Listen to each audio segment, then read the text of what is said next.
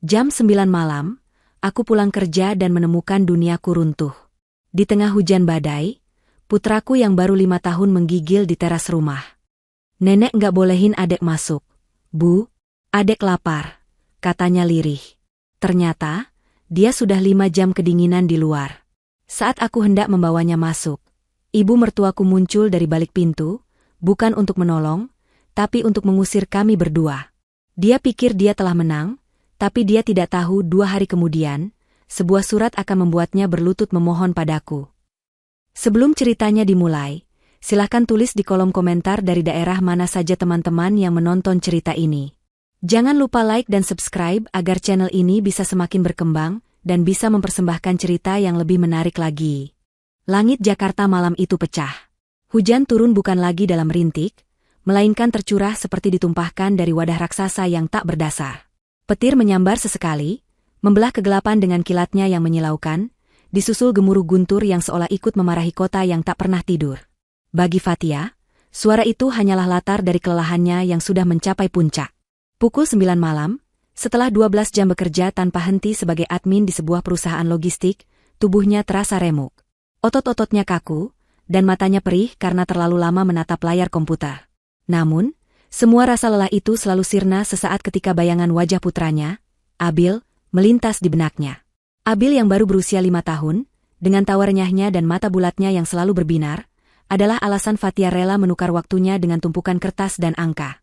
Perjalanan pulangnya adalah perjuangan. Ojek online yang dipesannya beberapa kali dibatalkan karena hujan deras.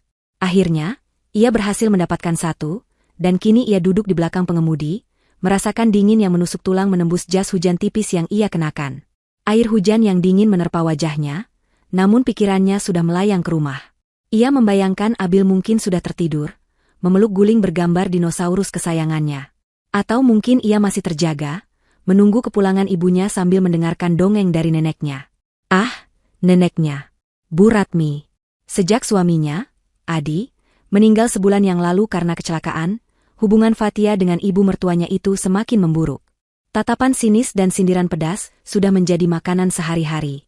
Fatia mencoba bertahan, menelan semua kepahitan itu demi Abil, agar putranya tidak kehilangan figur nenek setelah kehilangan ayahnya.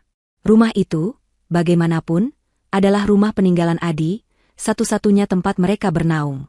Setelah melewati kemacetan yang mengular, motor akhirnya berhenti di depan sebuah rumah sederhana dengan pagar besi hitam. Fatia membayar ongkosnya, mengucapkan terima kasih dengan suara serak, lalu melangkah gontai menuju gerbang. Ia membuka gerbang yang tidak terkunci dan berjalan melewati halaman kecil yang becek. Lampu teras dimatikan, membuat suasana semakin temaram dan mencekam. Fatia menghela napas, mempersiapkan diri untuk sambutan dingin atau bahkan omelan dari Bu Ratmi.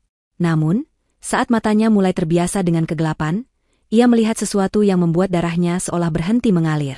Di sudut teras yang paling gelap, dekat pot tanaman besar yang layu, ada sesosok tubuh mungil tengah duduk meringkuk. Sosok itu memeluk kedua lututnya, dengan kepala yang tertunduk dalam. Jantung Fatia berdebar kencang, menolak untuk percaya pada apa yang dilihatnya. Dengan langkah gemetar, ia mendekat. Benar saja, itu Abil, putranya. Ia ada di luar, di tengah hujan badai dan udara yang membekukan. Pakaiannya basah kuyup, menempel di kulitnya yang pucat. Rambutnya lepek menutupi sebagian wajahnya. Fatia menjatuhkan tas kerjanya begitu saja. Ia berlutut di hadapan putranya, tangannya yang dingin menyentuh pipi Abil yang terasa seperti es. Abil, sayang, kenapa di luar, nak? Suara Fatia bergetar, campuran antara panik dan amarah yang mulai membakar dadanya.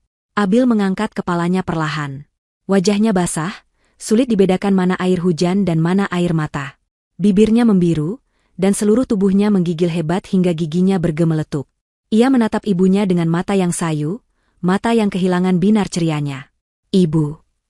Bisiknya, suaranya nyaris tak terdengar. Adek lapar, dingin. Rasa sakit yang tajam menghantam ulu hati Fatia, lebih sakit dari sayatan pisau. Ia segera melepaskan jaketnya yang sedikit lebih kering dan menyelimuti tubuh mungil itu, lalu memeluknya erat, mencoba menyalurkan sisa kehangatan tubuhnya. Kenapa bisa di luar? Kenapa tidak masuk ke dalam? Sayang, nenek mana? Tanyanya lagi, kali ini dengan nada yang lebih mendesak. Isak tangis Abil pecah. Ia menenggelamkan wajahnya di dada ibunya, mencari perlindungan. Tadi adek main di teras, terus pintunya ditutup sama nenek. Adek ketuk-ketuk, tapi nenek nggak bukain. Ceritanya dengan terbata-bata. Nenek bilang, adek nggak boleh masuk. Kata nenek, adek cuma beban. Ibu, adek bukan beban, kan? Dunia Fatia serasa runtuh mendengar pertanyaan itu. Beban. Mertuanya sendiri menyebut cucu kandungnya sebagai beban. Amarah yang sejak tadi ia tahan kini meledak dalam diam. Ia tidak berteriak, tidak menangis, tapi hatinya menjerit. Ia melihat jam di ponselnya yang basah. Sudah lewat jam 9. Abil bilang ia bermain di teras. Itu artinya, putranya sudah berada di luar sini sejak sore. Mungkin sudah hampir 5 jam. 5 jam seorang anak kecil dibiarkan kedinginan dan kelaparan di tengah hujan deras. Kebrutalan macam apa ini? Tanpa berkata-kata lagi, Fatia menggendong tubuh Abil yang terasa ringan dan rapuh.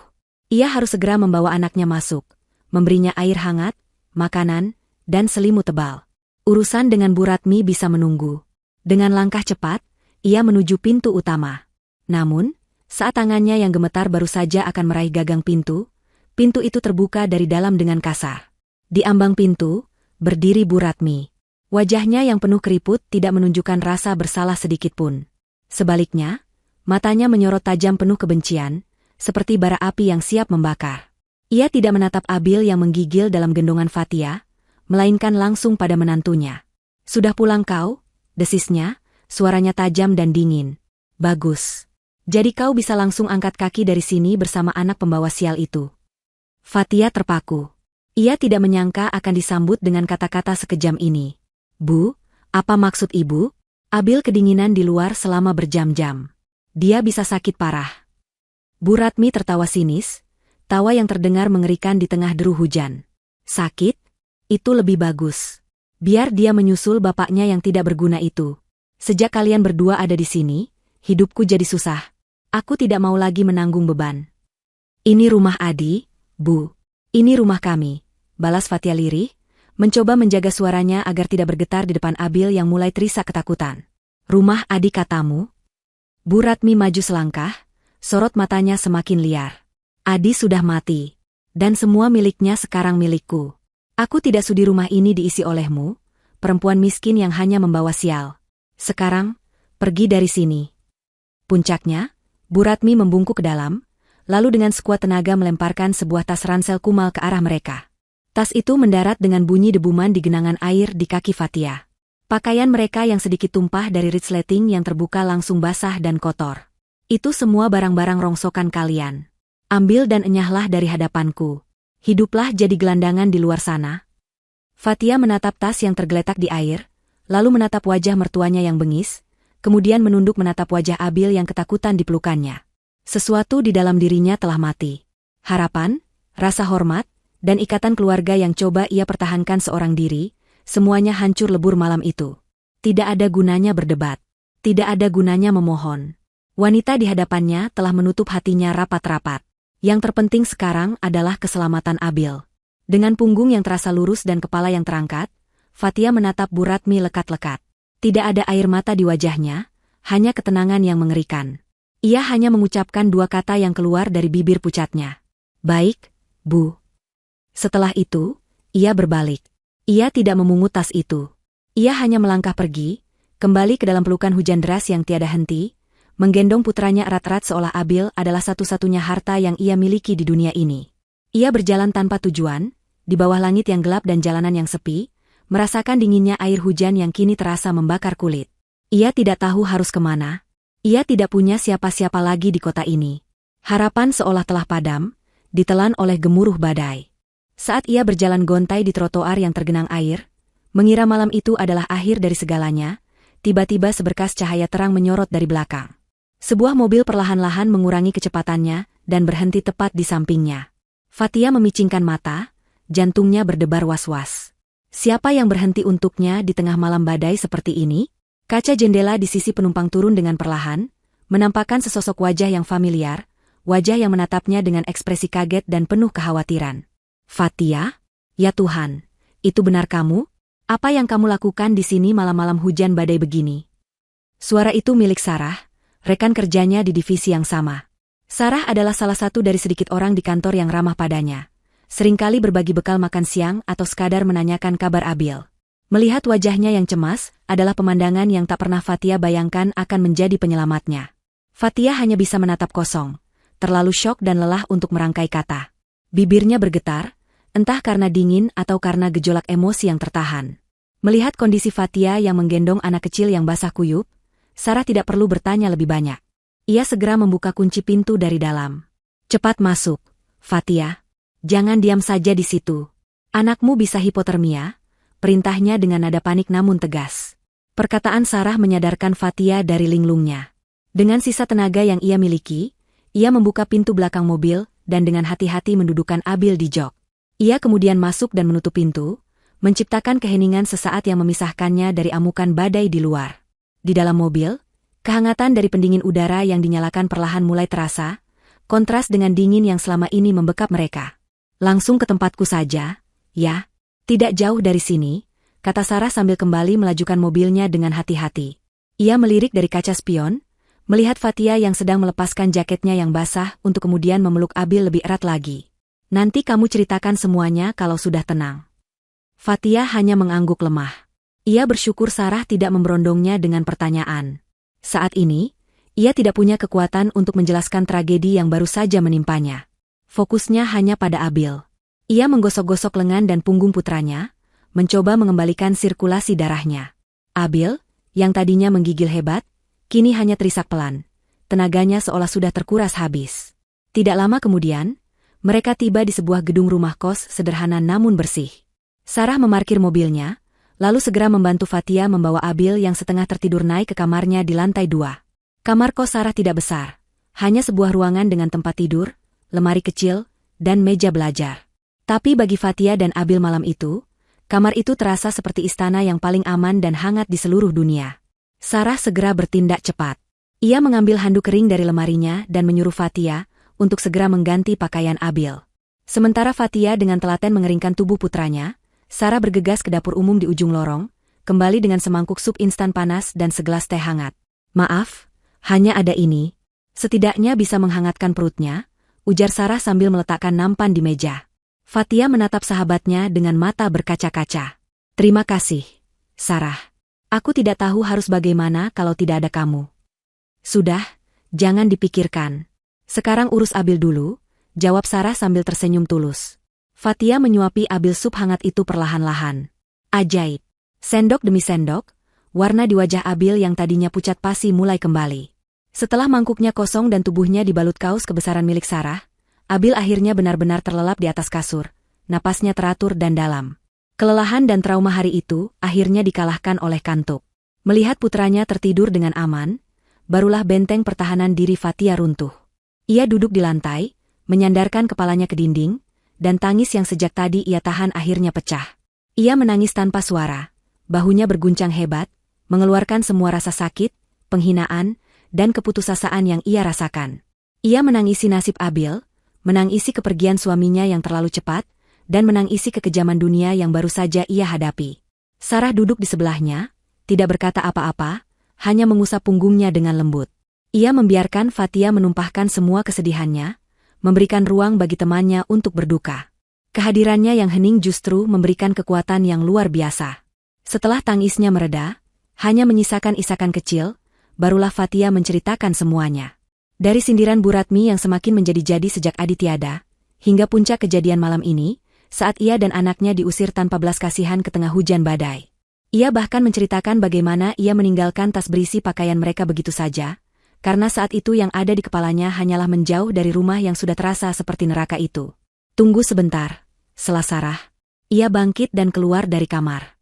Beberapa menit kemudian ia kembali, membawa ransel kumal yang basah dan kotor.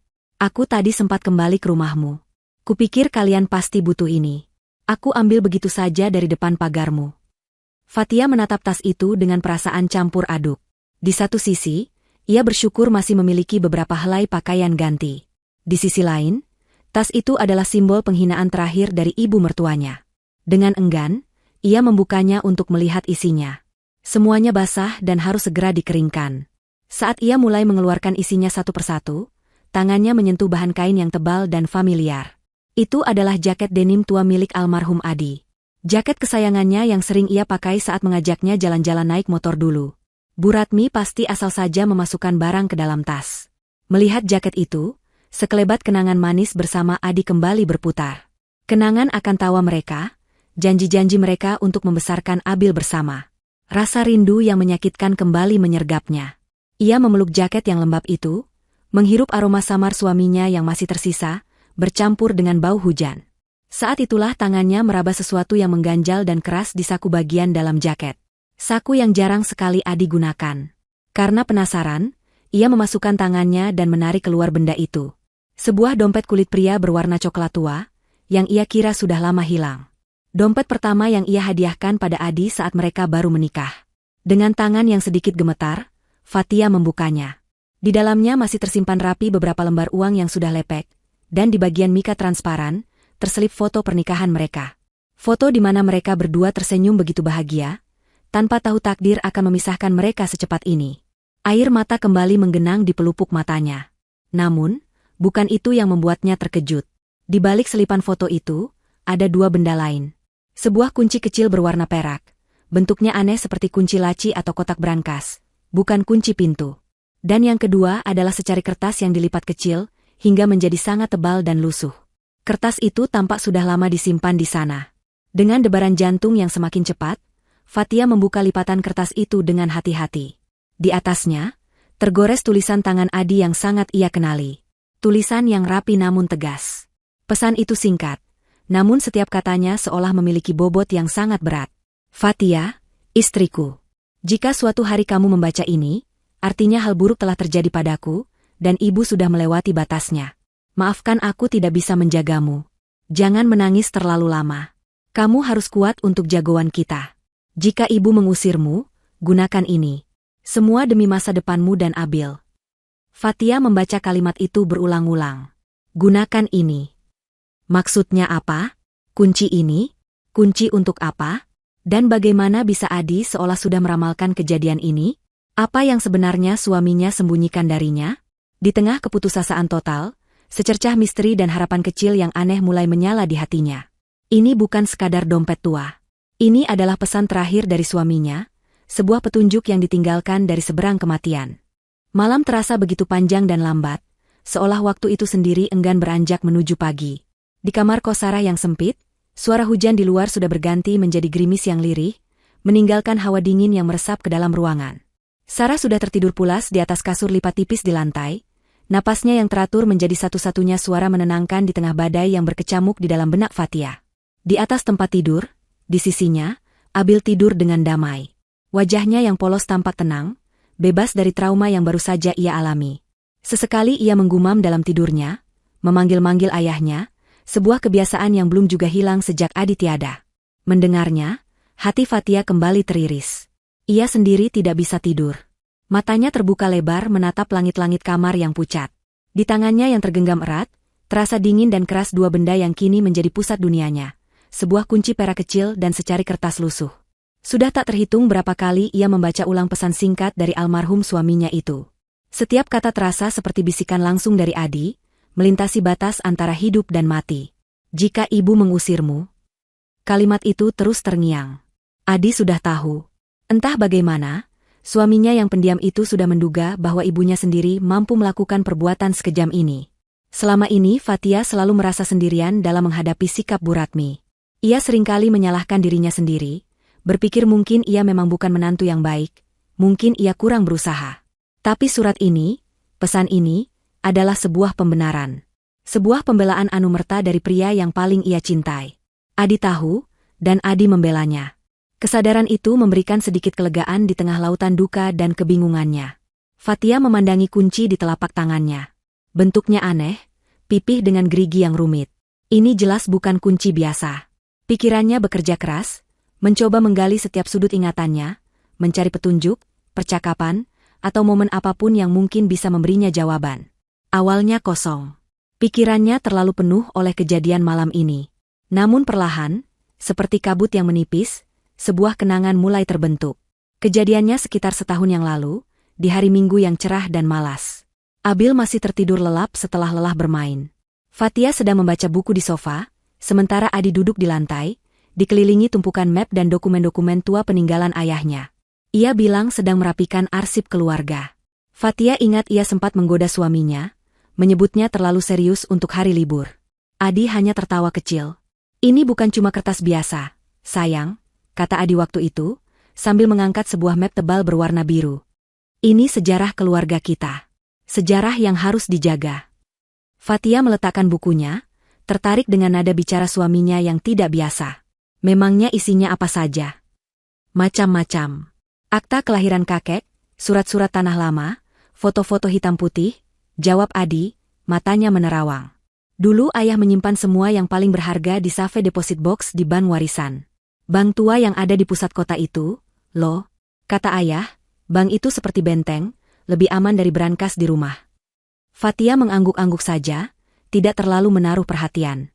Baginya itu hanya cerita masa lalu. Sekarang kotaknya sudah aku teruskan sewanya. Lanjut Adi tiba-tiba, kali ini menatap Fatia dengan tatapan yang lebih dalam. Semua kenangan dan pelindung keluarga kita ada di sana, Tia. Kalau suatu saat nanti ada apa-apa, dan kamu butuh jawaban, mungkin semua jawabannya ada di dalam kotak itu. Saat itu, Fatia hanya tersenyum dan menganggapnya sebagai ucapan sentimental seorang anak yang mengenang ayahnya. Ia bahkan menimpali dengan candaan, memangnya ada peta harta karun di dalamnya. Adi hanya tersenyum tipis, tidak mengiyakan tapi juga tidak menyangkal, lalu kembali sibuk dengan dokumennya. Percakapan itu kemudian terlupakan, tertimbun oleh rutinitas sehari-hari. Tapi sekarang, di tengah keheningan malam ini, percakapan itu kembali dengan sangat jelas, seolah baru terjadi kemarin. Safe Deposit Box. Bank warisan. Pelindung keluarga. Jawaban. Potongan-potongan teka-teki itu mulai menyatu di benaknya. Mungkinkah kunci kecil di tangannya ini adalah kunci untuk kotak itu? Mungkinkah, pelindung, yang dimaksud Adi adalah sesuatu yang nyata?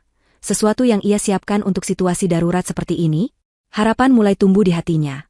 Namun harapan itu begitu rapuh, diiringi oleh keraguan yang sama besarnya. Bagaimana jika ia salah? Bagaimana jika isi kotak itu benar-benar hanya tumpukan foto tua dan surat-surat tak berharga? Bagaimana jika ia hanya sedang berpegang pada angan-angan kosong, karena sudah terlalu putus asa? Mengandalkan pesan dari orang yang sudah tiada terasa seperti sebuah kegilaan. Ia akan mempertaruhkan sisa-sisa tenaganya untuk sebuah kemungkinan yang belum pasti. Fatia menoleh ke arah Abil yang tertidur. Ia mengusap lembut rambut putranya. Wajah inilah jawabannya. Ia tidak bisa terus-menerus menumpang pada kebaikan Sarah. Ia tidak bisa membiarkan Abil hidup dalam ketidakpastian. Sekecil apapun kemungkinannya, ia harus mencobanya. Demi Abil. Ia harus tahu apa yang ada di dalam kotak itu. Jika isinya nihil, setidaknya ia sudah berusaha. Ia tidak akan mati penasaran. Tekadnya mengeras. Rasa lelah di tubuhnya seolah sirna, digantikan oleh gelora adrenalin yang aneh. Ia tidak akan menyerah. Bu Ratmi boleh saja membuangnya, menganggapnya sampah. Tapi ia tidak akan membiarkan wanita itu menang. Ia akan berjuang demi masa depan putranya, dengan petunjuk terakhir dari suaminya sebagai satu-satunya kompas. Ketika garis fajar pertama mulai mewarnai langit timur dengan semburat jingga, Fatia sudah membuat keputusan. Ia bangkit dari duduknya, melipat kertas dari Adi dengan hati-hati dan memasukkannya kembali ke dalam dompet bersama kunci itu. Ia akan pergi ke bank warisan hari ini juga. Apapun yang menantinya di sana, ia akan menghadapinya. Malam yang membekukan itu telah berakhir, dan kini saatnya ia menyongsong fajar yang baru, fajar yang mungkin membawa jawaban atas segalanya. Pagi menjelang dengan cepat. Setelah membersihkan diri, Fatia mendapati Sarah sudah bangun dan sedang menyiapkan sarapan seadanya, 2 potong roti tawar dengan selai coklat dan 2 cangkir teh hangat. Aroma teh yang manis memenuhi ruangan sempit itu, memberikan sedikit rasa normal di tengah kekacauan hidup Fatia. Kamu mau kemana pagi-pagi begini? Kelihatannya buru-buru sekali, tanya Sarah, sambil menyodorkan secangkir teh. Fatia menelan ludah, sedikit ragu untuk menceritakan rencananya yang terdengar seperti adegan dalam film. Namun, melihat tatapan tulus Sarah, ia memutuskan untuk jujur. Ia menceritakan tentang dompet, kunci, dan pesan dari Adi, serta dugaannya tentang Safe Deposit Box di bank warisan. Di luar dugaan, Sarah tidak menertawakannya atau menganggapnya gila. Sebaliknya, matanya berbinar penuh dukungan. Kamu harus pergi, Tia. Ini bisa jadi jalan keluar buat kalian. Jangan khawatir soal Abil, biar dia di sini bersamaku. Aku akan menjaganya.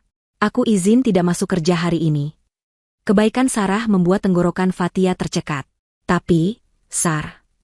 SSST, tidak ada tapi-tapian, potong Sarah cepat. Anggap saja ini bantuan kecil. Ini, pakai uangku dulu untuk ongkos. Jangan menolak. Sarah menyodorkan beberapa lembar uang 50 ribuan ke tangan Fatia, dan memaksanya untuk menerima. Sekarang pergilah. Semoga kamu menemukan apa yang kamu cari. Dengan hati yang diliputi rasa terima kasih, Fatia memeluk sahabatnya. Ia kemudian mengecup kening Abil yang masih tertidur, membisikkan janji bahwa semuanya akan baik-baik saja. Lalu, dengan dompet tua Adi di dalam tasnya, ia melangkah keluar, menuju pusat kota yang ramai. Perjalanan dengan bus kota terasa seperti perjalanan menuju dimensi lain. Di luar jendela, kehidupan berjalan seperti biasa. Orang-orang bergegas ke kantor, pedagang membuka lapak mereka, semua sibuk dengan urusan masing-masing, tidak menyadari drama hidup dan mati yang sedang diperjuangkan oleh seorang penumpang di antara mereka. Jantung Fatia berdebar kencang, campuran antara cemas dan harap. Setelah hampir 1 jam, ia tiba di tujuannya. Gedung bank warisan berdiri megah dan kuno di antara bangunan-bangunan modern yang mengapitnya. Pilar-pilar besarnya yang bergaya kolonial dan dindingnya yang terbuat dari marmer kusam memberinya kesan angker sekaligus agung. Ini adalah tempat yang menyimpan rahasia-rahasia lama. Dengan menarik napas dalam-dalam, Fatia melangkahkan kakinya masuk. Suasana di dalam bank begitu hening, kontras dengan hiruk-pikuk jalanan di luar. Hanya terdengar dengung samar pendingin ruangan dan ketukan sepatu beberapa nasabah di lantai marmer. Fatia merasa kecil dan tidak pada tempatnya. Pakaiannya yang paling bagus, yang ia pinjam dari Sarah, tetap saja terlihat sederhana dibandingkan para nasabah lain yang berpakaian necis. Mengabaikan rasa mindernya, ia berjalan lurus ke meja layanan pelanggan. Seorang pegawai muda dengan senyum ramah menyapanya. "Selamat pagi, Ibu. Ada yang bisa saya bantu?" Dengan suara yang sedikit bergetar, Fatia menjelaskan maksud kedatangannya. Ia meletakkan kunci perak kecil itu di atas meja. Pegawai muda itu mengamatinya, mengerutkan kening, lalu mengetik sesuatu di komputernya. "Mohon maaf, Bu. Untuk layanan Safe Deposit Box warisan, prosedurnya sedikit berbeda. Ibu harus berbicara dengan manajer kami, Bapak Budi."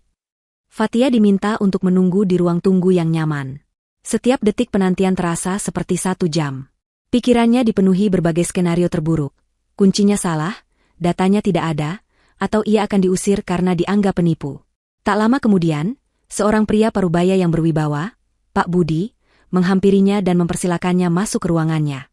"Selamat pagi, Bu Fatia," sapanya ramah, setelah melihat kartu identitas Fatia. "Pegawai saya mengatakan Ibu membawa kunci untuk kotak simpanan atas nama almarhum Bapak Adi Wijoyo." Fatia mengangguk, menyerahkan kunci itu. Pak Budi mengamatinya dengan saksama, lalu tersenyum tipis. "Benar, ini kuncinya. Almarhum Bapak Adi adalah nasabah kami yang sangat teliti. Beliau meninggalkan instruksi yang sangat spesifik." "Instruksi?" tanya Fatia, jantungnya kembali berdebar. "Betul. Sebelum kami mengizinkan ahli waris membuka kotaknya, kami diwajibkan untuk menyerahkan sebuah surat pribadi yang beliau titipkan pada kami. Surat ini tersegel dan hanya boleh dibuka oleh Anda," jelas Pak Budi.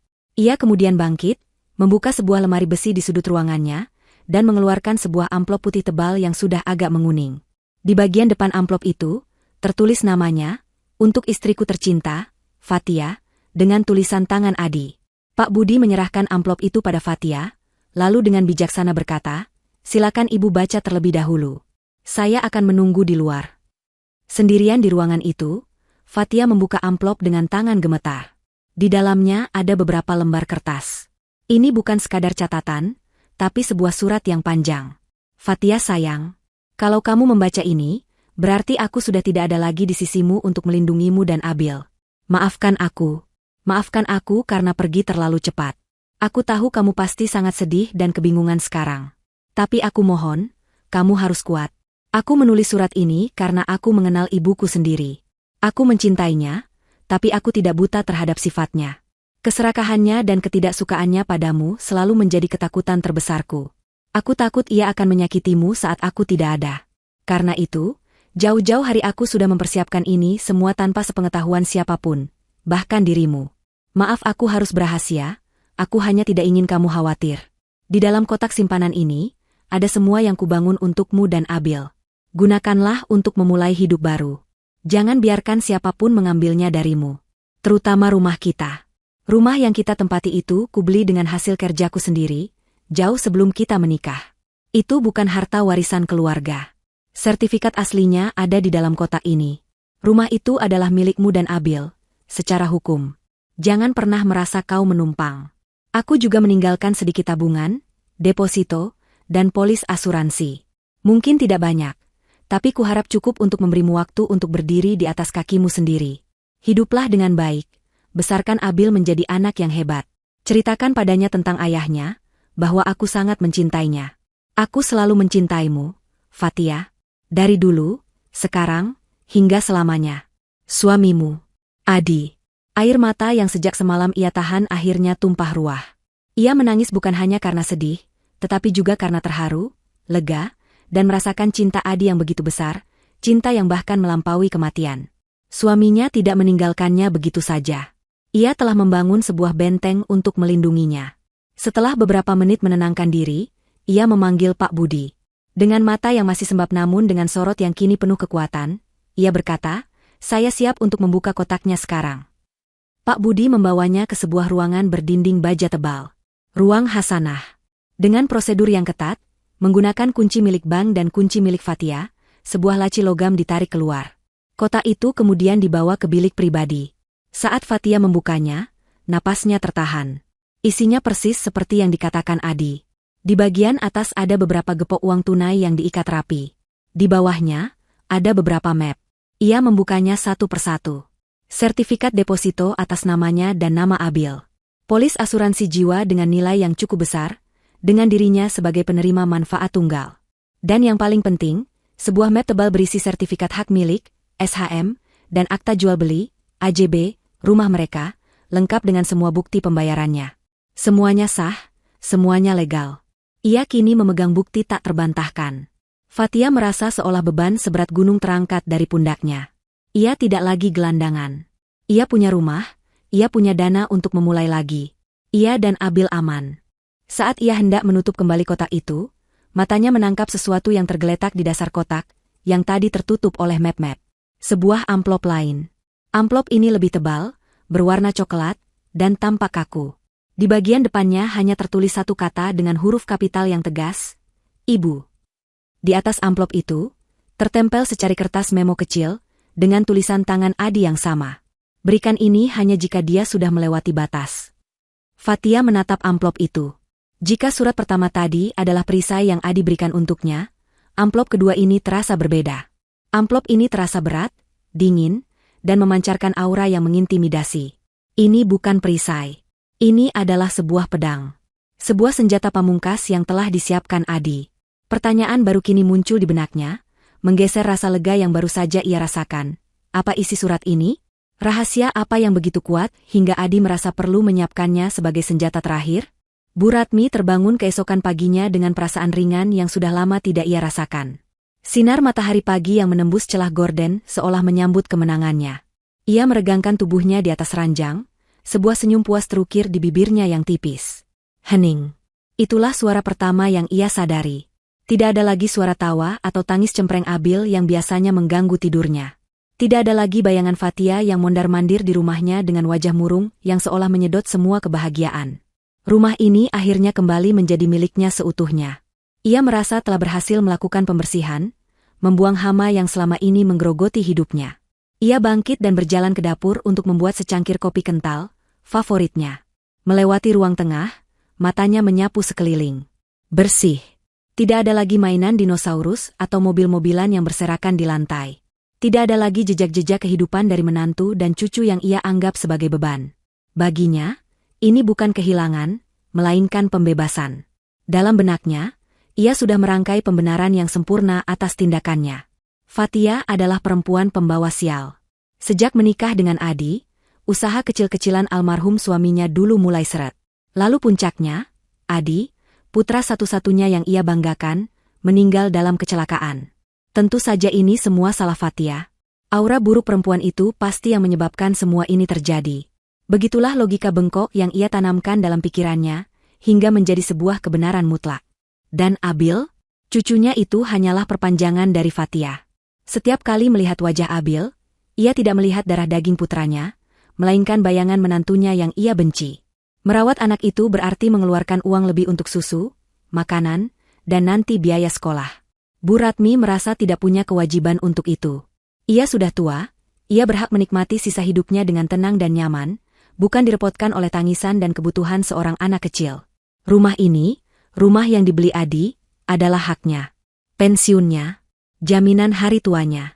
Ia yang melahirkan Adi, maka sudah sepantasnya semua milik Adi kembali padanya. Sambil menyeruput kopinya, ia mengambil ponselnya. Ada 2 panggilan penting yang harus ia lakukan pagi ini. Yang pertama adalah kepada Pak Joko, seorang makelar properti yang sudah lama ia kenal. "Halo, selamat pagi, Pak Joko," sapanya dengan nada riang. "Ini saya, Ratmi. Saya mau kasih kabar baik. Rumah saya yang di Jalan Kenanga itu sudah siap dijual. Sudah kosong sekarang." Terdengar suara Pak Joko yang antusias di seberang sana. "Wah, bagus itu, Bu. Nanti siang saya bisa mampir untuk ambil foto-foto dan pasang pelang, ya?" Bisa sekali," jawab Bu Ratmi cepat. "Tolong carikan pembeli yang cepat ya, Pak. Saya mau jual cepat saja. Harga kita turunkan sedikit dari pasaran juga tidak apa-apa, yang penting uangnya segera cair." "Saya sudah banyak rencana ini, Pak," katanya sambil tertawa kecil, membayangkan tumpukan uang yang akan segera ia miliki. Setelah menutup telepon dari Pak Joko, ia segera menekan nomor lain. Nomor Wati, adiknya yang tinggal di kampung, sekaligus rekan gosipnya yang paling setia. Ia perlu menyebarkan versinya sendiri sebelum berita lain sampai ke telinga keluarga besar. "Wati, apa kabar?" sapanya dengan nada yang dibuat sedih, sebuah keahlian yang sudah ia kuasai selama puluhan tahun. "Kakak mau cerita sedikit ini." Ia pun mulai menenun cerita bohongnya. Ia gambarkan Fatia sebagai menantu yang tidak tahu berterima kasih. "Dia pergi, Wati. Tadi malam dia pamit, katanya sudah tidak betah tinggal sama orang tua. Mau cari kehidupannya sendiri di luar sana, katanya. Kakak sudah coba tahan, tapi dia keras kepala. Abil juga dibawa pergi begitu saja. Kasihan sekali cucuku, diseret ibunya entah kemana. Hancur hati kakak ini, Wati. Sudah kehilangan anak, sekarang ditinggal cucu satu-satunya." Bu Ratmi bahkan berhasil memeras beberapa tetes air mata palsu untuk membuat ceritanya semakin meyakinkan. Adiknya di seberang telepon tentu saja langsung termakan, menghujani Fatia dengan sumpah serapah dan mengasihani nasib kakaknya. Misi berhasil. Citranya sebagai mertua yang teraniaya telah aman. Siang itu, setelah Pak Joko datang dan memasang pelang, dijual, besar di depan rumahnya, perasaan kemenangan Bu Ratmi mencapai puncaknya. Ia berjalan-jalan di setiap ruangan, mengelus perabotan peninggalan Adi, dan mulai berhitung. Uang hasil penjualan rumah ini bisa ia gunakan untuk merenovasi rumah peninggalan orang tuanya di kampung menjadi lebih mewah dari rumah tetangga. Sisanya bisa ia pakai untuk membeli perhiasan emas baru dan mendaftar umrah, agar semua orang melihat betapa sukses dan salehnya ia di masa tua. Ia tersenyum puas. Akhirnya, setelah sebulan penuh kesuraman pasca kematian Adi, masa depannya terlihat begitu cerah. Menjelang sore, saat ia sedang asyik menonton sinetron di televisi sambil menikmati pisang goreng, bel pintu berbunyi. Agak kesal karena waktu santainya terganggu, ia berjalan ke depan untuk membuka pintu. Seorang kurir berseragam berdiri di sana, menyodorkan sebuah paket dokumen. "Permisi, Bu. Ada surat untuk Ibu Ratmi," kata kurir itu. Bu Ratmi menandatangani bukti penerimaan dengan acuh tak acuh. Ia melirik amplop coklat besar itu. Di sudut kiri atas, tertera sebuah logo dan nama yang asing baginya, Kantor Hukum Wahyudi Rekan. Mungkin surat penawaran dari bank, atau promosi asuransi, pikirnya. Ia meletakkannya di meja dan kembali melanjutkan menonton sinetronnya yang sedang seru. Baru setelah sinetronnya selesai, ia teringat pada surat itu. Dengan rasa penasaran yang tidak seberapa, ia mengambil pembuka surat dan merobek ujung amplopnya. Ia mengeluarkan beberapa lembar kertas berkop surat resmi. Matanya mulai membaca baris pertama. Perihal, surat pemberitahuan dan peringatan. Keningnya sedikit berkerut. Aneh. Ia melanjutkan membaca. Dengan hormat, berdasarkan surat wasiat yang telah disahkan oleh Pengadilan Negeri sesuai dengan nomor registrasi XXX PDTP 2025 PN Jakarta PST, yang dibuat oleh almarhum Bapak Adi Wijoyo pada tanggal. Jantung Bu Ratmi mulai berdebar sedikit lebih cepat. Surat wasiat? Adi tidak pernah bilang apa-apa soal surat wasiat. Dengan ini kami memberitahukan bahwa seluruh aset bergerak maupun tidak bergerak yang terdaftar atas nama almarhum, termasuk namun tidak terbatas pada rekening bank, polis asuransi, dan properti berupa tanah dan bangunan yang berlokasi di Jalan Kenangan nomor 12, secara hukum telah jatuh kepada ahli waris yang sah yaitu istri beliau, Ibu Fatia, dan putra beliau, Abil. Tangan Bu Ratmi mulai gemetar. Gelas teh yang ada di meja bergetar kecil saat tangannya tak sengaja menyenggolnya. Ia membaca ulang kalimat itu, matanya membelalak tak percaya. Tidak mungkin. Ini pasti salah. Ini penipuan. Ia memaksa matanya untuk membaca paragraf terakhir. Paragraf yang menjadi paku terakhir bagi peti mati angan-angannya. Berdasarkan poin pound di atas, maka dengan ini kami memberitahukan bahwa status Ibu Ratmi saat ini adalah menempati properti yang bukan merupakan hak milik Ibu. Kami memberikan waktu bagi Ibu untuk mengosongkan properti tersebut secara sukarela sebelum kami menempuh langkah hukum selanjutnya. Seketika, dunia Bu Ratmi menjadi senyap. Suara televisi yang tadinya ramai terasa begitu jauh. Warna-warna di sekelilingnya seolah memudar menjadi abu-abu. Surat itu terlepas dari genggamannya yang lemas, melayang turun dan mendarat tanpa suara di atas karpet. Napasnya tercekat di tenggorokan. Kakinya terasa seperti jeli, tak mampu lagi menopang tubuhnya. Ia ambruk terduduk di sofa. Kemenangan yang ia rasakan sepanjang hari ini ternyata hanyalah sebuah ilusi. Istana megah yang ia bangun dalam imajinasinya hancur menjadi debu hanya dalam hitungan menit. Ia bukan ratu di rumah ini. Ia bahkan bukan pemiliknya. Ia hanyalah seorang penunggu. Seorang penghuni liar. Hening. Sunyi. Hanya suara detak jam dinding di ruang tengah yang terdengar, memecah keheningan yang mencekik.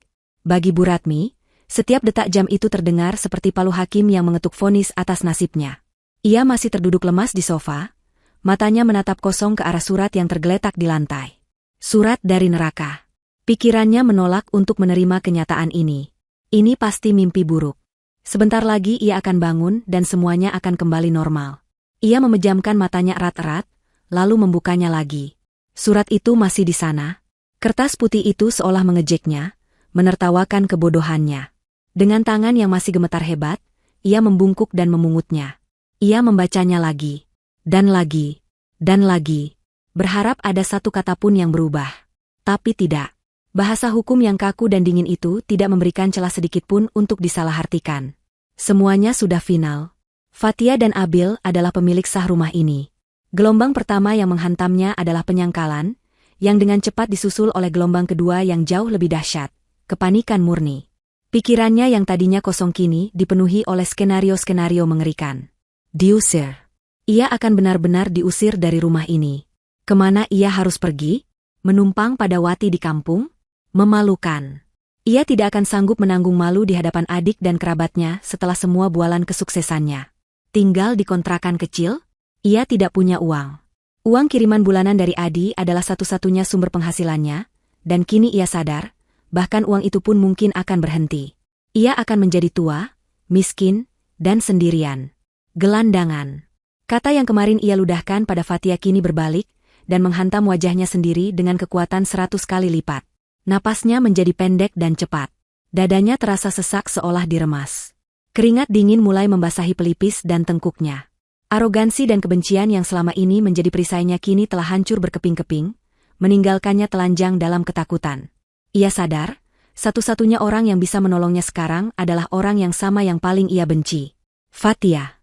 Menantunya yang baru saja ia usir seperti binatang. Sebuah kesadaran yang begitu pahit dan memalukan. Strategi harus segera diubah. Topeng keangkuhan harus dilepas dan diganti dengan topeng penyesalan. Ia harus memohon, merayu, dan jika perlu, menjilat kembali ludahnya sendiri. Ia harus bisa membawa Fatia kembali ke dalam genggamannya, sebelum pengacara itu bertindak lebih jauh. Dengan pikiran itu, ia meraih ponselnya. Tangannya begitu gemetar, hingga ia salah menekan nomor beberapa kali. Akhirnya, ia berhasil menemukan kontak Fatia, yang belum sempat ia hapus.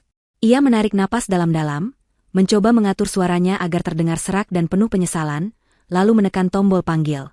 Di saat yang bersamaan, di kamar kos Sarah yang hangat, Fatia baru saja selesai menceritakan semua penemuannya.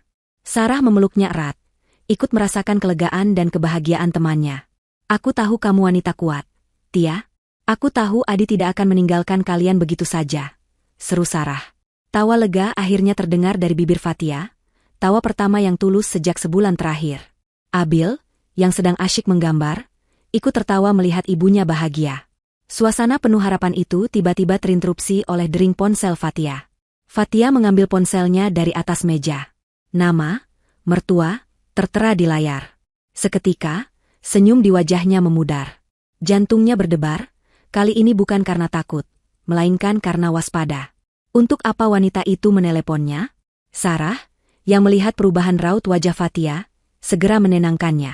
Angkat saja. Hadapi dia. Ingat, kamu yang pegang kendali sekarang. Bisik Sarah, memberinya kekuatan. Fatia mengangguk, menarik napas, lalu menggeser tombol hijau. Halo, sapanya, suaranya datar dan dingin. Terdengar isak tangis yang dibuat-buat dari seberang. Fatia, anakku ini ibu. Suara Bu Ratmi terdengar serak dan bergetar. Sebuah pertunjukan drama yang luar biasa. Fatia diam, tidak merespons. Merasa mendapat panggung, Bu Ratmi melanjutkan aktingnya. Nak, maafkan ibu soal kemarin malam. Ibu benar-benar minta maaf. Ibu sedang banyak pikiran, stres sejak ayahmu tidak ada. Ibu tidak bermaksud begitu, nak. Ibu hilaf. Sungguh, ibu menyesal. Fatia tetap diam. Pikirannya memutar ulang bayangan Abil yang menggigil di teras. Hilaf? Stres? Alasan itu terdengar begitu dangkal dan menghina. Pulanglah, nak. Pulang ke rumah. Ya? Ini rumahmu juga, rumah Abil, bujuk Bu Ratmi lagi, suaranya semakin memelas. Nenek kangen sekali sama Abil, seharian ini rumah sepi sekali tanpa dia. Nenek tidak bisa tidur semalaman, tidak bisa makan, terus memikirkan kalian berdua di luar sana kedinginan. Maafkan nenek, ya, sayang. Fatia hampir tertawa sinis mendengarnya. Kerinduan macam apa yang baru muncul setelah surat dari pengacara datang? Ia melirik Abil yang kini menatapnya dengan pandangan bertanya. Ia mengelus kepala putranya, lalu kembali fokus pada panggilan telepon itu. Cukup sudah sandiwara ini. Setelah Bu Ratmi menyelesaikan rentetan permohonan dan penyesalan palsunya, hanya keheningan yang ia dapatkan dari Fatia. Keheningan yang terasa lebih menakutkan daripada amarah. Fatia, kamu masih di sana, kan, nak? Tanya Bu Ratmi cemas. Akhirnya, Fatia angkat bicara. Suaranya terdengar sangat tenang, jernih, dan tanpa emosi. Sebuah ketenangan yang mematikan. Saya akan pulang besok, Bu. Secercah harapan langsung menyala di hati Bu Ratmi. Berhasil. Rencananya berhasil. Oh, syukurlah, nak. Ibu akan siapkan makanan kesukaanmu dan Abil. Tapi saya tidak sendiri, potong Fatia, mematikan euforia Bu Ratmi seketika. Bu Ratmi mengerutkan kening. Maksudmu, kamu bersama temanmu? Mohon siapkan diri ibu untuk bertemu pengacara saya. 3 kata terakhir itu menghantam Bu Ratmi seperti sambaran petir. Pengacara. Pengacara saya. Itu bukan kalimat yang diucapkan oleh menantu yang penurut dan lemah. Itu adalah kalimat yang diucapkan oleh seorang lawan. Setelah mengucapkan kalimat itu, Fatia langsung menutup telepon, tidak memberikan kesempatan bagi Bu Ratmi untuk merespons. Bu Ratmi menatap layar ponselnya yang kini gelap dengan tatapan nanar. Suara Fatia yang dingin dan kata, pengacara, terus terngiang di telinganya. Harapan terakhirnya telah pupus. Fatia tidak termakan bujukannya. Ia tidak akan pulang sebagai menantu yang bisa ia kendalikan, melainkan sebagai pemilik sah rumah yang datang bersama kuasa hukumnya. Ketakutan yang tadi sempat mereda kini kembali dengan kekuatan penuh, mencengkeramnya dalam kengerian yang absolut. Besok hari penghakiman itu akan tiba. Dan ia sama sekali tidak siap. Pagi berikutnya datang dengan suasana yang sama sekali berbeda. Ini bukan lagi pagi yang dipenuhi keputusasaan atau ketidakpastian. Hari ini adalah hari perhitungan. Di kamar kosnya yang mungil, Fatia bersiap-siap bukan sekadar untuk pergi, melainkan untuk berperang. Perang tanpa senjata, yang akan ia menangkan dengan ketenangan dan kebenaran. Ia berdiri di depan cermin kecil yang retak di sudutnya, menatap pantulan dirinya. Wajahnya masih pucat dan ada lingkaran hitam di bawah matanya, sisa dari malam-malam tanpa tidur. Namun, sorot matanya berbeda. Di sana ada api. Api kecil yang dinyalakan oleh harapan dan kini berkobar menjadi tekad yang membara. Sarah membantunya memilih pakaian. Tidak ada yang mewah. Hanya sebuah blus batik sederhana yang sedikit kebesaran dan rok panjang berwarna gelap. Pakaian yang bersih dan sopan. Kamu terlihat kuat, Tia, kata Sarah, merapikan kerah blus temannya. Pakaian ini bukan untuk pamer, melainkan untuk menunjukkan martabat. Martabat seorang istri dan seorang ibu yang datang untuk merebut kembali apa yang menjadi haknya. Sebelum pergi, ia memeluk Abil erat-erat. Putranya itu menatapnya dengan pandangan polos, tidak mengerti sepenuhnya mengapa ibunya harus pergi ke tempat nenek jahat lagi. Ibu pergi sebentar saja. Ya, sayang, bisik Fatia, mengecup kening Abil. Ibu mau ambil rumah kita kembali, biar adek bisa main lagi di kamar adek. Abil di sini dulu sama Tante Sarah, jadi anak baik, ya? Iya, Ibu. Nanti kalau adek sudah punya rumah lagi, Tante Sarah boleh main ke tempat kita, kan? Tanyanya. Pertanyaan sederhana itu menghantam Fatia dengan gelombang emosi. Tentu saja, sayang. Tentu saja boleh. Ia menyerahkan Abil ke dalam pengawasan Sarah, hatinya sedikit lebih ringan karena tahu putranya berada di tangan yang aman. Fatia bertemu dengan Pak Wahyudi di sebuah kedai kopi kecil tak jauh dari kantor sang pengacara. Pria parubaya itu menyambutnya dengan senyum tenang yang menular. Ia memesankan teh hangat untuk Fatia, melihat tangan kliennya yang sedikit gemetar. Gugup? Tanyanya dengan lembut. Fatia mengangguk. Sedikit, Pak. Itu wajar, kata Pak Wahyudi. Ingat, Bu Fatia, hari ini kita hanya akan menyampaikan fakta. Ibu tidak perlu berdebat, tidak perlu terpancing emosi. Biarkan dokumen yang berbicara. Ibu mertua Anda kemungkinan besar akan mencoba berbagai cara, mulai dari memohon, memanipulasi dengan air mata, hingga marah-marah dan menuduh. Saat itu terjadi, tetaplah tenang. Pandang saya, dan biarkan saya yang menangani. Ia kemudian menyerahkan sebuah map tebal kepada Fatia. Di dalamnya ada salinan resmi surat wasiat yang telah disahkan pengadilan, salinan sertifikat rumah, dan dokumen pendukung lainnya. Memegang map itu di tangannya, Fatia merasakan gelombang kekuatan. Ini bukan lagi hanya keyakinan, ini adalah bukti. Bukti hitam di atas putih. Saya mengerti, Pak. Saya siap. Perjalanan menuju Jalan Kenanga terasa singkat. Saat mobil Pak Wahyudi berbelok ke jalan menuju rumahnya, pemandangan pertama yang menyambut mereka adalah sebuah plang besar berwarna kuning yang tertancap di halaman depan. Huruf-huruf merah besar di atasnya seolah berteriak, "Dijual, hubungi Joko 0812XXXXXXX." Pemandangan itu begitu ironis, sebuah monumen keserakahan yang nyata. Fatia menarik napas tajam. Mertuanya benar-benar tidak membuang waktu. Mereka parkir dan berjalan menuju pintu utama. Setiap langkah terasa berat, seolah ia sedang berjalan di atas sejarah kepedihannya. Inilah tempat di mana ia pernah berharap membangun keluarga bahagia, dan inilah tempat yang sama di mana ia dibuang ke tengah badai. Pak Wahyudi berjalan di sisinya, kehadirannya yang solid memberinya kekuatan. Fatia mengangkat tangannya dan menekan bel. Setelah beberapa saat yang terasa menegangkan, pintu terbuka. Bu Ratmi berdiri di ambang pintu. Penampilannya jauh dari kesan angkuh 2 hari yang lalu. Wajahnya kuyu, matanya bengkak dan merah, dan ia memaksakan seulas senyum yang terlihat lebih seperti sebuah ringisan kesakitan. Begitu melihat Fatia, ia langsung merentangkan tangannya, mencoba memeluk menantunya. Fatia, anakku, akhirnya kamu pulang, nak? Ibu khawatir sekali, serunya dengan suara serak yang dibuat-buat. Namun, Fatia tidak maju. Ia berdiri diam di tempatnya, tidak menyambut pelukan itu. Sikapnya yang dingin dan menjaga jarak sudah menjadi jawaban pertama. Selamat siang, Bu, sapanya, nadanya sopan namun tanpa kehangatan sedikitpun. Melihat adegan itu, Pak Wahyudi segera melangkah maju, memecah sandiwara yang canggung itu. Selamat siang, Ibu Ratmi. Perkenalkan, saya Wahyudi, kuasa hukum dari Ibu Fatia, katanya dengan suara yang tenang namun tegas.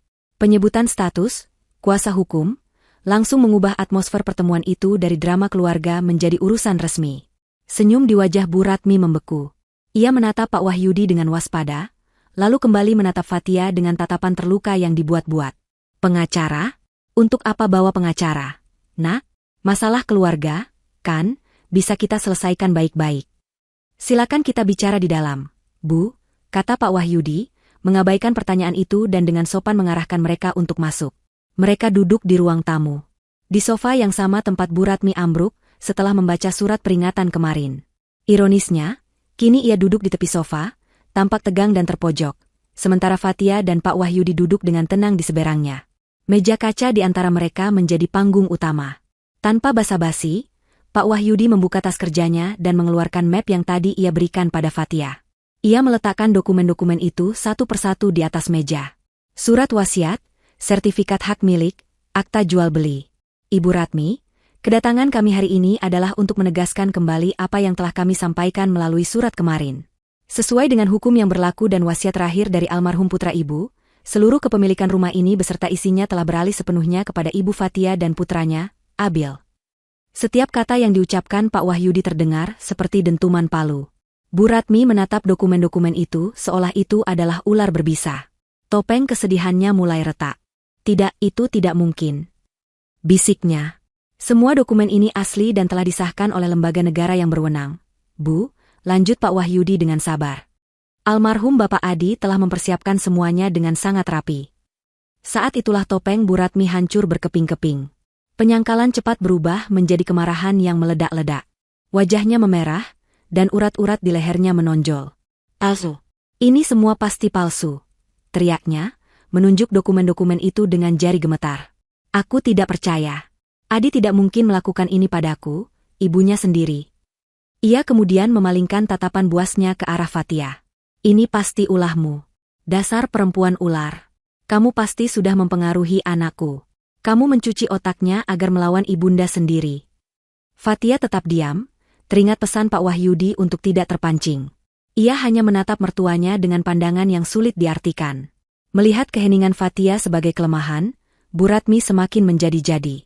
Ia berdiri, napasnya memburu, matanya menyala-nyala karena amarah dan keputusasaan.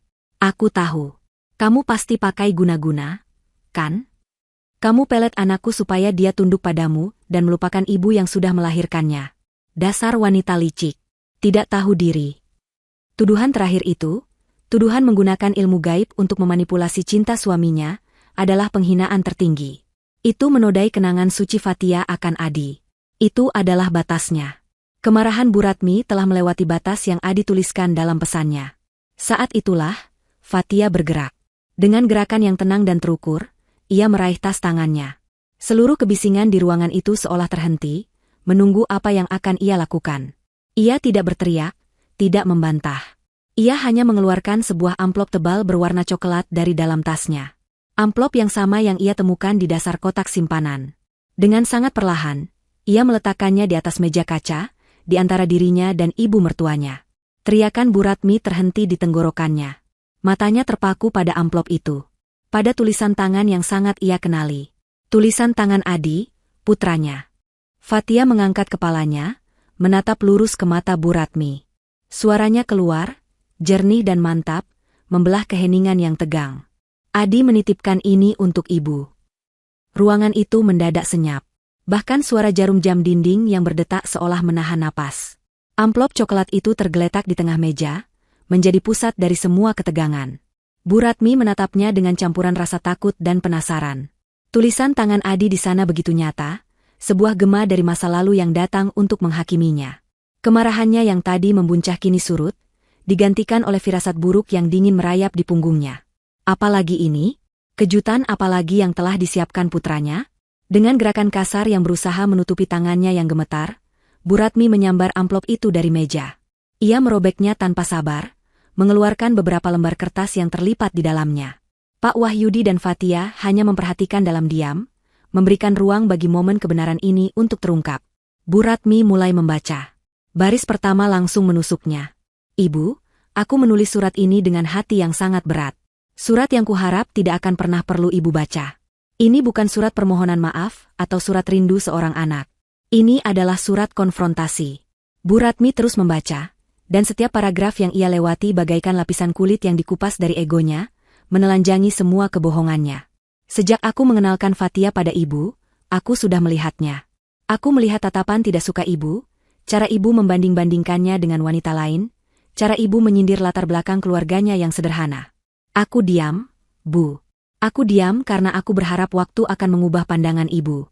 Aku berharap ibu bisa melihat kebaikan hati dan ketulusan wanita yang kucintai, sama seperti aku melihatnya. Tapi aku salah. Harapanku sia-sia. Wajah Bu Ratmi menegang. Ia ingat betul semua kejadian itu. Pesta keluarga di mana, ia dengan sengaja memuji-muji anak seorang kenalan yang kaya raya di depan Fatia. Sindirannya tentang masakan Fatia yang terlalu kampungan. Semua itu ia lakukan dengan sengaja, berharap Adi akan sadar dan meninggalkan perempuan itu. Ternyata, Adi tidak buta. Ia melihat semuanya. Surat itu berlanjut, nadanya semakin tegas dan penuh kekecewaan. Aku tahu ibu tidak pernah tulus menerimanya. Dan setelah Abi lahir, aku pikir kehadiran cucu akan melunakkan hati ibu. Lagi-lagi aku salah. Ibu bahkan tega meminta uang dariku di belakang Fatia, dengan alasan untuk kebutuhan sehari-hari, padahal aku tahu uang belanja yang kuberikan lebih dari cukup. Ibu mengeluh padaku bahwa Fatia pelit, padahal dialah yang dengan susah payah mengatur keuangan kita agar bisa menabung untuk masa depan Abil. Ibu mencoba mengadu domba kami. Pikiran Bu Ratmi melayang ke sebuah sore beberapa bulan sebelum Adi meninggal. Ia memang pernah menelepon Adi di kantor, mengeluh kekurangan uang dan menyalahkan Fatia. Adi hanya diam di telepon, lalu mentransfer sejumlah uang tanpa banyak komentar. Bu Ratmi mengira putranya itu percaya padanya. Sekarang ia sadar, diamnya Adi bukanlah tanda persetujuan, melainkan tanda kekecewaan yang mendalam. Semakin dalam ia membaca, semakin hancur pertahanannya. Surat itu adalah cermin yang memantulkan semua keburukan sifatnya yang selama ini ia sembunyikan di balik topeng keibuan. Puncaknya adalah paragraf yang menjelaskan alasan di balik surat wasiat itu. Maka dari itu, Bu, jangan salahkan Fatia atas surat wasiat ini. Surat wasiat ini ada bukan karena pengaruhnya. Surat wasiat ini ada karena ibu. Karena aku mengenal ibu lebih baik dari siapapun. Aku tahu, jika aku tidak melakukan ini, ibu akan mengambil segalanya. Ibu akan tega menyingkirkan istri dan anakku, darah dagingku sendiri, demi uang dan rumah. Surat wasiat ini adalah satu-satunya caraku untuk melindungi mereka saat aku sudah tidak bisa lagi melakukannya. Ini adalah konsekuensi dari perbuatan ibu sendiri. Bu Ratmi terkesiap. Sebuah sangkalan tercekat di tenggorokannya. Tidak ada lagi yang bisa ia bantah. Putranya sendiri yang telah menulis vonisnya. Ia telah diadili dan dinyatakan bersalah oleh anaknya sendiri. Dan kemudian, datanglah pukulan terakhir. Pukulan yang tidak hanya meruntuhkan harga dirinya, tapi juga menghancurkan fondasi masa depannya. Sebagai baktiku yang terakhir, aku tidak akan membiarkan ibu hidup dalam kesulitan. Selama ini, uang bulanan yang rutin aku kirim ke rekening ibu, yang kukatakan sebagai tambahan dari gajiku, sebenarnya bukanlah uangku. Itu adalah dana investasi dari sisa dana pensiun almarhum ayah yang aku kelola. Aku sengaja melakukannya agar ibu tetap merasa terhormat. Namun, aku juga sudah membuat perjanjian dengan pihak bank. Jika terjadi sengketa hukum atas asetku yang melibatkan ibu, atau jika surat wasiat ini secara resmi dibacakan oleh pengacara, maka pencairan dana bulanan itu akan dihentikan secara permanen pada hari yang sama. Aku sudah mengatur semuanya. Maafkan aku, Bu. Belajarlah untuk hidup mandiri. Lembaran surat itu terlepas dari genggamannya, melayang jatuh ke lantai untuk kedua kalinya dalam 2 hari. Tapi kali ini, efeknya jauh lebih menghancurkan. Bukan hanya rumah yang hilang. Bukan hanya warisan. Sumber penghidupan satu-satunya, jaring pengaman terakhirnya, kini telah putus. Adi tidak hanya membangun benteng untuk melindungi Fatia, ia juga telah merobohkan istana Bu Ratmi hingga ke fondasinya. Sebuah suara serak dan parau keluar dari mulutnya, lebih mirip lenguhan hewan yang terluka daripada suara manusia. Tidak, Adi, anakku. Ia menatap Fatia dengan mata yang kini kosong, tidak ada lagi amarah, hanya kekalahan total. Kamu tega melakukan ini pada ibu yang melahirkan suamimu, bisiknya, sebuah upaya terakhir yang menyedihkan untuk menarik simpati. Fatia, yang sejak tadi diam membatu, akhirnya menatap lurus ke mata ibu mertuanya. Untuk pertama kalinya, ia membiarkan sedikit dari rasa sakitnya terlihat. Ibu bicara soal tega, suaranya rendah namun tajam. Di mana hati ibu saat cucu ibu sendiri, putra dari anak yang ibu banggakan itu, menggigil kedinginan dan kelaparan di teras selama 5 jam? Di mana hati ibu saat ibu meneriakinya sebagai beban? Hak seorang ibu? Di mana hak Abil sebagai seorang cucu? Pertanyaan itu tidak membutuhkan jawaban. Bu Ratmi ambruk kembali ke sofa, tubuhnya terguncang oleh isak tangis yang kini nyata, tangisan seorang pecundang yang telah kehilangan segalanya. Melihat tidak ada lagi yang perlu dibicarakan, Pak Wahyudi bangkit berdiri. Ia menatap Bu Ratmi dengan tatapan profesional yang dingin. Sesuai prosedur, kami memberikan ibu waktu 48 jam untuk mengemasi barang-barang pribadi ibu dan meninggalkan rumah ini secara sukarela, katanya dengan tegas. Setelah itu, kami akan terpaksa menempuh jalur hukum untuk melakukan pengosongan paksa. Mohon kerjasamanya. Ultimatum itu adalah penutup dari segalanya. Tidak ada lagi ruang untuk negosiasi.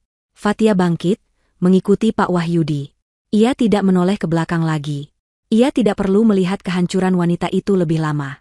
Saat ia melangkah keluar dari pintu depan, melewati plang, dijual, yang sebentar lagi akan ia cabut, dan menghirup udara bebas, ia tidak merasakan euforia kemenangan. Rasanya hampa, sedih, namun juga damai. Perang telah usai. Keadilan, yang disiapkan oleh cinta suaminya dari balik kubur, akhirnya telah ditegakkan. Ia meninggalkan Bu Ratmi di dalam rumah itu, sendirian, untuk meratapi puing-puing yang ia ciptakan dengan tangannya sendiri. 48 jam terasa seperti sebuah keabadian yang penuh debaran. Fatia dan Abil menghabiskan 2 hari itu di kamar kos Sarah, dalam sebuah penantian yang ganjil. Di satu sisi, ada rasa cemas akan kemungkinan Bu Ratmi menolak pergi atau membuat keributan. Di sisi lain, ada seberkas cahaya harapan yang begitu terang, harapan untuk akhirnya bisa pulang ke sebuah tempat yang benar-benar bisa disebut rumah. Sarah menjadi malaikat pelindung mereka selama masa transisi itu. Ia memastikan Abil tetap ceria dengan mengajaknya menggambar dan menonton kartun, sementara ia menjadi telinga dan sandaran bagi Fatia, yang pikirannya terus berkecamuk. Fatia menggunakan waktu itu untuk mencerna segalanya. Kemenangan ini terasa aneh, bercampur dengan sisa-sisa kesedihan atas keluarga yang hancur. Tidak ada sorak-sorai, yang ada hanyalah kelegaan yang dalam dan sunyi. Tepat setelah batas waktu 48 jam berakhir, Pak Wahyudi menelepon. Ia telah mengirim seorang staf untuk memeriksa keadaan dan mengonfirmasi bahwa rumah itu telah kosong. Kunci rumah, seperti yang diinstruksikan, ditinggalkan di bawah keset depan. Momen yang ditunggu-tunggu akhirnya tiba. Dengan jantung yang berdebar kencang, Fatia menggandeng tangan Abil. Setelah berterima kasih sedalam-dalamnya pada Sarah dan berjanji akan segera membalas semua kebaikannya, mereka berjalan kaki menuju rumah mereka yang hanya berjarak beberapa blok. Setiap langkah terasa semakin nyata. Saat gerbang hitam itu terlihat, Abil menarik tangan ibunya. "Ibu, apakah nenek masih ada di dalam?" Tanyanya dengan suara kecil, ada nada takut di dalamnya. Fatia berjongkok, menyejajarkan tingginya dengan putranya. Ia memegang kedua bahu mungil itu dan menatap mata Abil dengan tatapan lembut namun mantap. "Nenek sudah tidak ada, sayang. Sekarang ini rumah kita. Hanya ada ibu dan Abil. Semuanya aman sekarang." Keyakinan di mata ibunya sepertinya cukup untuk menenangkan Abil. Fatia mengambil kunci dari bawah keset, merasakan dinginnya logam di tangannya. Ia memasukkan kunci itu ke lubang pintu, memutarnya, dan mendorong pintu hingga terbuka. Mereka melangkah masuk ke dalam keheningan. Rumah itu terasa asing.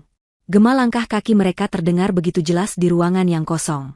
Bu Ratmi telah pergi. Ia membawa semua barang pribadinya. Kamarnya benar-benar kosong, hanya menyisakan ranjang dan lemari kayu tua. Tidak ada lagi foto-fotonya, pajangan-pajangan keramiknya, atau bahkan bau minyak angin khasnya yang dulu selalu tercium. Kepergiannya seolah telah menyedot semua energi lama yang menyesakkan dari rumah itu. Udara terasa lebih ringan, lebih mudah untuk dihirup. Abil, yang tadinya bersembunyi di belakang kaki ibunya, perlahan-lahan memberanikan diri. Matanya yang bulat mengamati sekeliling. Lalu, seolah sadar bahwa ancaman itu benar-benar telah sirna, ia melepaskan genggaman tangan ibunya dan berlari menuju kamarnya sendiri. "Mainanku," teriaknya gembira. Ia menemukan semua mainannya masih tersimpan rapi di dalam kotak. Bu Ratmi, dalam ketergesaannya, tidak sempat mengusik barang-barang milik cucunya. Suara tawa Abil yang riang mulai mengisi kekosongan rumah itu, seperti musik pertama yang dimainkan di sebuah panggung yang baru. Suara itu adalah tanda kehidupan telah kembali. Melihat putranya bahagia, Fatia merasa hatinya menghangat. Ia meletakkan tasnya dan memulai sebuah ritual. Ini bukan sekadar pindah rumah. Ini adalah proses reklamasi, merebut kembali ruang hidup mereka. Hal pertama yang ia lakukan adalah membuka semua jendela dan pintu di seluruh rumah, membiarkan angin sore dan sisa cahaya matahari masuk, mengusir hawa pengap dan kenangan buruk yang tertinggal. Ia kemudian masuk ke kamar utama, kamar tidurnya bersama Adi dulu, yang selama sebulan terakhir ditempati oleh Bu Ratmi.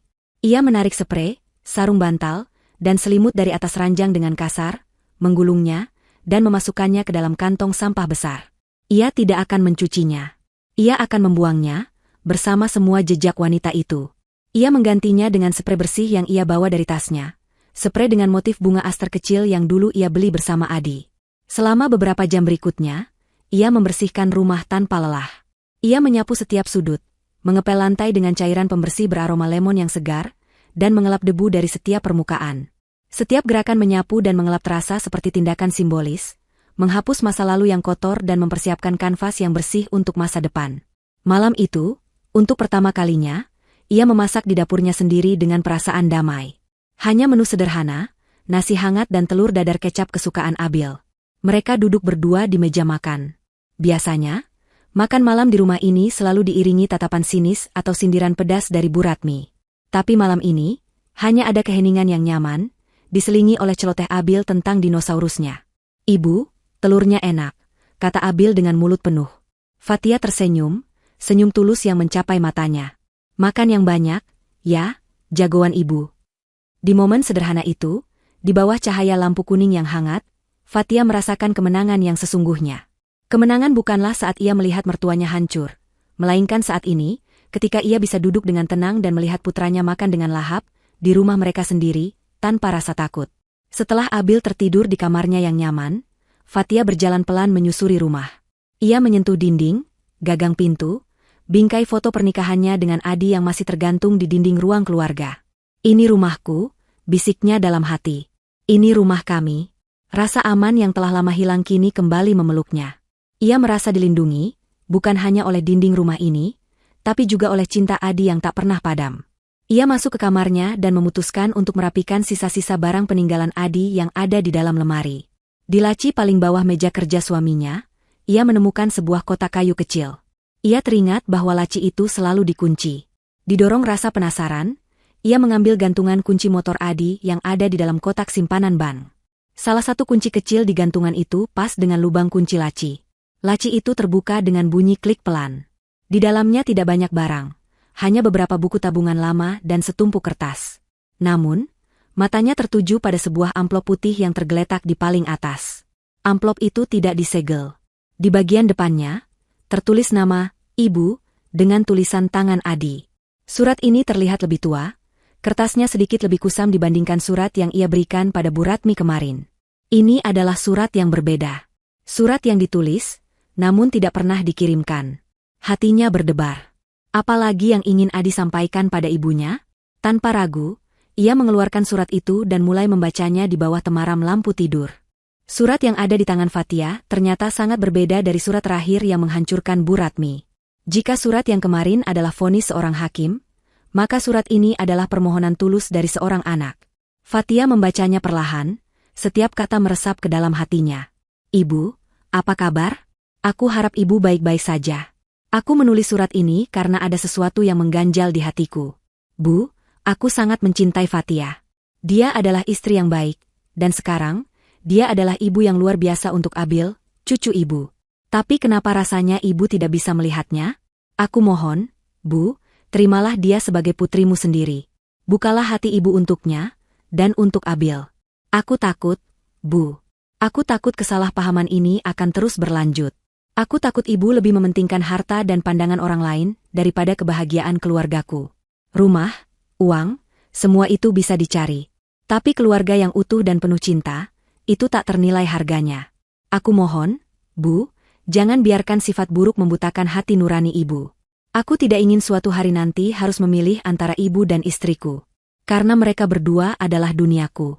Aku akan menyimpan surat ini dulu, berharap suatu hari nanti aku punya keberanian untuk memberikannya atau, lebih baik lagi, aku tidak perlu memberikannya karena ibu sudah berubah. Putramu, Adi. Fatia melipat kembali surat itu dengan tangan gemetar. Air mata menetes di pipinya, bukan lagi air mata kesedihan atas nasibnya, melainkan air mata untuk suaminya. Adi ternyata telah lama menderita dalam diam.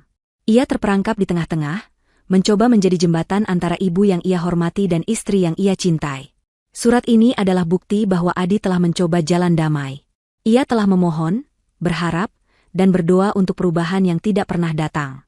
Kegagalan Bu Ratmi untuk berubah itulah yang akhirnya memaksa Adi untuk menyiapkan rencana perlindungan yang drastis. Membaca surat ini memberikan Fatia sebuah penutupan.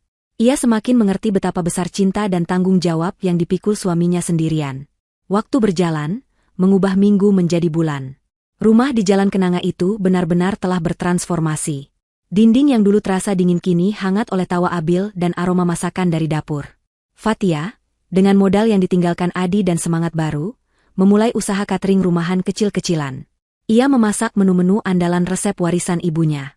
Pesanan datang dari mulut ke mulut, dari teman-teman kantor Sarah, lalu merambat ke lingkungan sekitar. Usahanya mulai berkembang.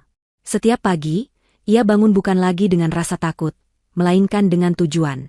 Suatu sore yang cerah, sekitar sebulan setelah mereka kembali, Fatia sedang menyiram tanaman bunga di halaman depan. Abil bermain bola plastik di teras. Kehidupan terasa normal, damai, dan indah. Saat itulah, dari ujung jalan, ia melihat sesosok wanita tua berjalan gontai. Pakaiannya tampak kusam, rambutnya acak-acakan, dan jalannya tidak lagi setegap dulu. Itu Bu Ratmi. Jantung Fatia berhenti sejenak. Wanita itu berjalan mendekat dan berhenti tepat di seberang jalan, menatap rumah itu dengan pandangan yang sulit diartikan. Ada kerinduan, penyesalan, dan kekalahan di sana. Ia terlihat jauh lebih tua, kurus, dan benar-benar sendirian. Tatapan mereka bertemu. Bu Ratmi sepertinya ingin mengatakan sesuatu, bibirnya bergerak-gerak tanpa suara. Sejenak, Fatia merasakan secuil rasa iba. Rasa kasihan pada seorang ibu yang telah kehilangan segalanya karena keserakahannya sendiri. Haruskah ia membuka gerbang? Menanyakan kabarnya? Menawarkan segelas air? Pikiran itu terlintas, namun dengan cepat sirna saat ia menoleh ke teras. Ia melihat Abil, putranya, yang kini berhenti bermain dan menatap sosok neneknya dengan ekspresi bingung bercampur takut. Abil kemudian berlari dan memeluk kaki ibunya, mencari perlindungan. Saat itu juga, Fatia tahu apa yang harus ia lakukan. Pilihan hatinya sudah jelas. Rasa ibanya tidak sebanding dengan kewajibannya untuk melindungi kedamaian mental putranya. Ia tidak akan membiarkan racun dari masa lalu masuk kembali dan mengotori surga kecil yang telah ia bangun dengan susah payah. Tanpa amarah, tanpa kebencian, Fatia hanya memberikan anggukan kecil yang sopan namun penuh jarak kepada Bu Ratmi. Setelah itu, ia membalikkan badan, menggandeng tangan Abil, dan mengajaknya masuk ke dalam rumah. Ia tidak berlari, ia hanya berjalan dengan tenang. Sampai di ruang tamu, ia berhenti sejenak di depan jendela. Ia melihat Bu Ratmi masih berdiri di sana seperti patung yang rapuh. Dengan gerakan perlahan dan mantap, Fatia menarik tali gorden, menutup jendela itu rapat-rapat. Pintu menuju masa lalu telah ia tutup. Selamanya. Karma, ia sadari, tidak selalu berbentuk badai dan petir. Terkadang, karma adalah sebuah pintu yang tertutup. Sebuah keheningan. Kesempatan yang hilang dan tidak akan pernah kembali. Saat ia sedang memeluk Abil untuk menenangkannya, ponselnya yang tergeletak di meja berdering. Sebuah nomor tak dikenal. Dengan ragu ia mengangkatnya. Selamat sore, apa benar ini dengan Ibu Fatia, pemilik catering, dapur Bunda? Tanya suara ramah di seberang. Iya, benar, jawab Fatia. Perkenalkan, Bu, saya dari perusahaan modal Ventura. Kami sudah mencoba beberapa menu Anda dan sangat terkesan. Kami tertarik untuk berdiskusi lebih lanjut mengenai potensi investasi untuk mengembangkan usaha Ibu. Fatia terpana, nyaris tidak percaya dengan apa yang ia dengar. Di saat ia baru saja menutup satu pintu dengan tegas, Tuhan membukakan pintu lain yang jauh lebih lebar untuknya.